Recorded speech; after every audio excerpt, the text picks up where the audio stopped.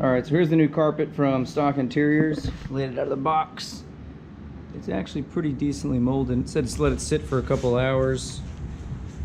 Let it kind of get back into its shape. I'm going to try to feed it through the rear here. And yes, the dash is in the car. I had another carpet that I fucked up on. So we're going to see if I can pull this off with the dash in the car. It'll make it a little more complicated as far as down there. And I also do not have the original carpet anymore. The car, since it was taken apart so long ago, I don't have it anymore. So we're going to try to throw this in there and do hole by hole here. The e-brake's probably going to be first. Let's see how this goes. Alright, so I just pulled it back out.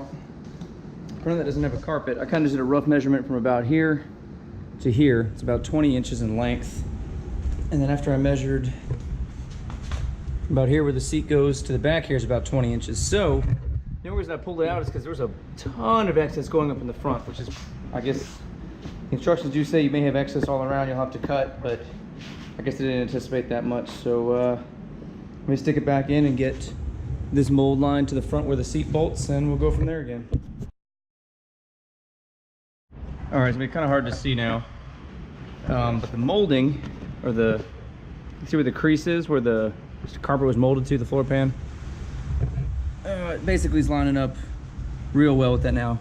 I ended up cutting up like 6.5 inches as it rolled really far up there.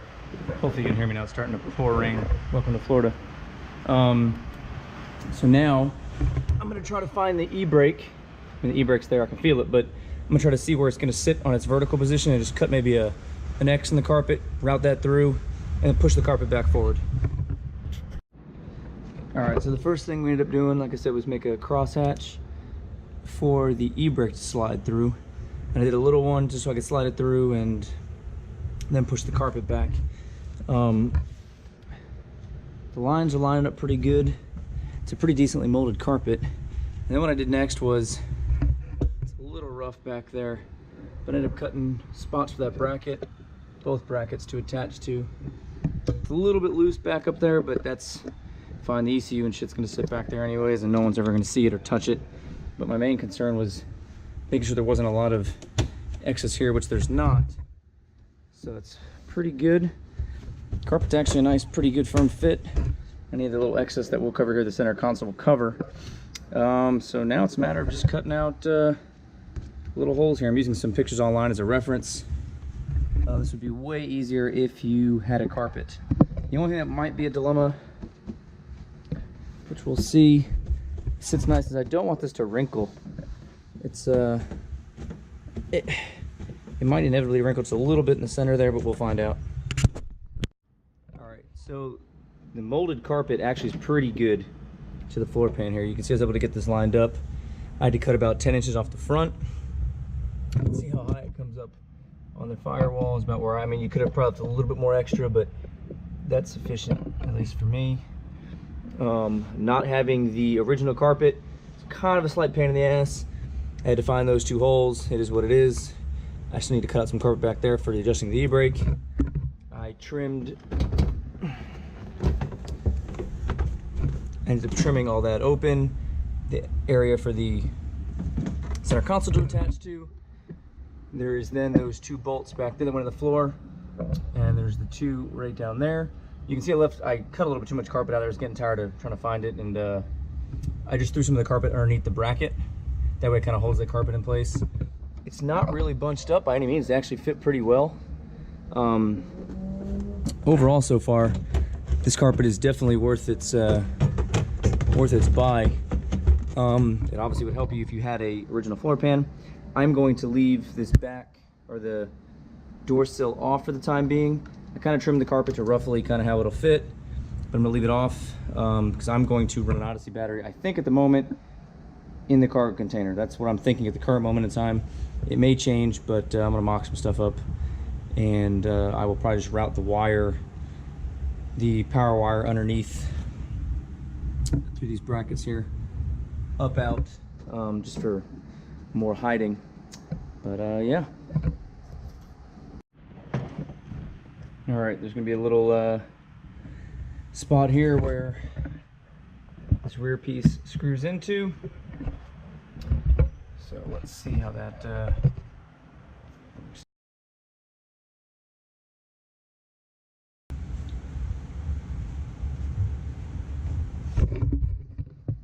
here we go, still good.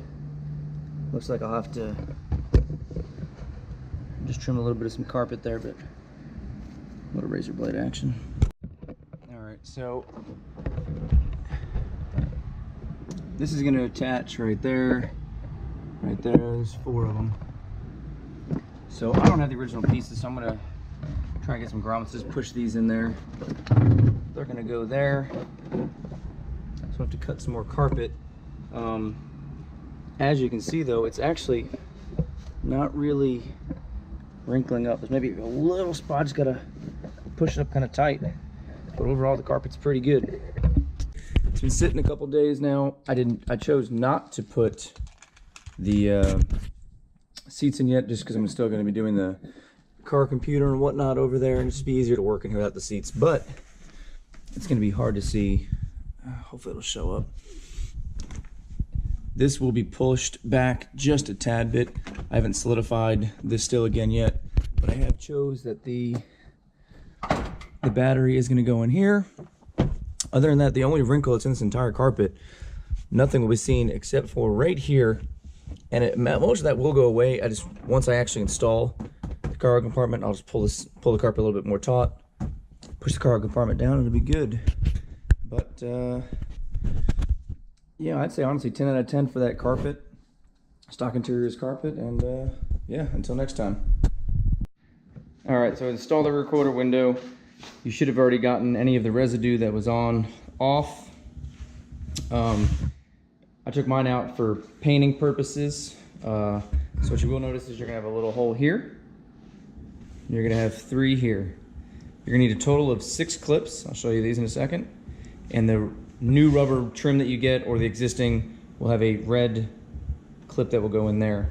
So if you look at the window, here's the red clip. So you will put the molding just put it around the trim, and when you get it, just kind of equal it up as it comes to the end there. Little gap, just kind of equal it up that way. This red clip right here is what's going to go into the back of this window as an alignment, or in the back of the window area. Here's the part number you're going to need for the little orange clips. You're going to need a total of 6 of them. So installing the orange clips is pretty easy. You're going to want to push them in this direction. They literally just push right in.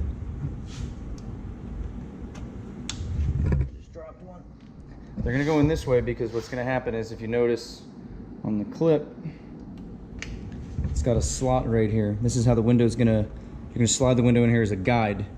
This little tab up here is going to be for your actual trim piece that goes there. To know which trim piece goes on either side of it, you could look at a part number. If your part number is gone, this is going to be another way. If you look at one side, it's going to look like so. The opposing side is going to look like that. This side goes towards the bottom of the car. If you notice the top part, it's going to contour those little bits. So if you got 2 of them, just kind of flip them each direction and see where it's going to mount. These little clips right in there, the little slot there, so it's going to slide over this.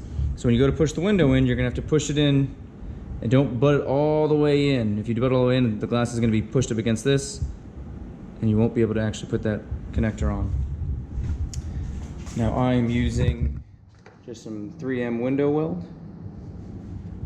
You're going to have to put more on it than you think for it to actually contact the body.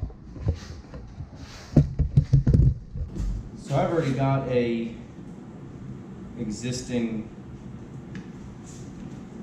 bead, where I actually scrape mine off around the window, so I'm just going to kind of follow the same spot on that one.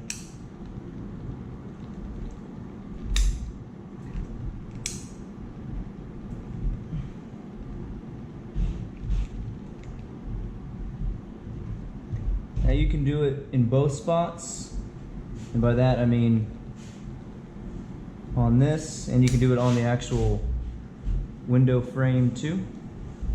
All right, once you've got all the way around it. All right, so once you've got the window weld all over the window, pick your window up. Some people use suction cups, some people, I'm just gonna grab it like myself. So put the window in first with the orange clips.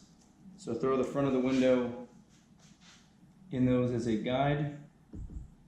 Just put it underneath those little lips there. It might be kind of hard to see from this camera angle that I've got you guys at. Hopefully you can kind of see something. And then once you kind of get it in those, still hold it, come to the back and find that red clip, get it lined up, make sure the trim is still on the window, and then sort of just push the red clip in. I don't know if you can hear that, but it just kind of snapped. Get a little bit to push it back. Grab this trim piece.